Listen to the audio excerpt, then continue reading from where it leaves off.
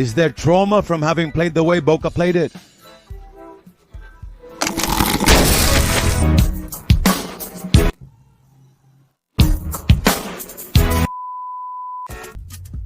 Today, I was reflecting today that Gago is portrayed by his excess of interventionism this time. And that this approach is a close cousin to that of Alfaro in 2019. Now the difference, that's why, for me, the situation is more serious now. It's that River was much higher in its performance threshold than this River. That River came from Madrid. That River. In 2019, he played the final of the Copa Libertadores. And this River has difficulties, defensive difficulties, exhibited by Pesela. Thus, all of River was the legitimate winner of the match. He gave it to Boca. He yielded the purpose of the initiative. He assumed that challenge of dominating the match with a match, I insist, consecrating of Mastantuono.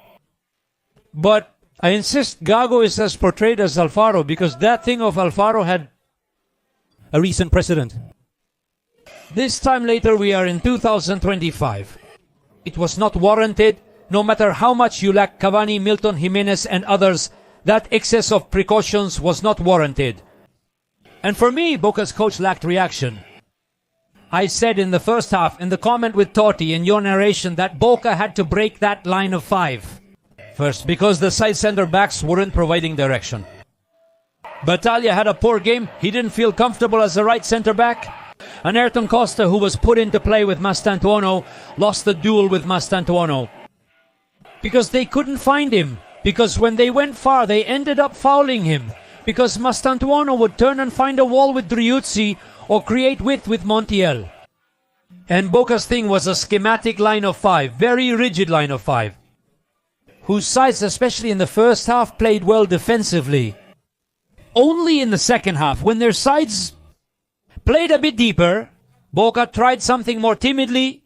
There was little class in Boca in Palacios. The match between Belmonte and Milton Delgado was very discreet for me. The boy was skating, he wasn't standing, and in River for me. Summarizing from the individual, there is a superb match of Mastantuono for his history and for the history of the Superclásico. Enzo Perez had a match performance rated between 8 and 9 points. Superb. Good match from Acuna in the first half, good match from Martinez Cuarta and Armani's hands, always miraculous in the final stages of the matches. The world champion goalkeeper, many happy cars, everyone listening to what River has left. 2, Boca 1. With the goals of Franco Mastantuono, what a goal, please, what a goal. And Driuzzi discounted for Boca. Miguel Merentia temporarily tied the match.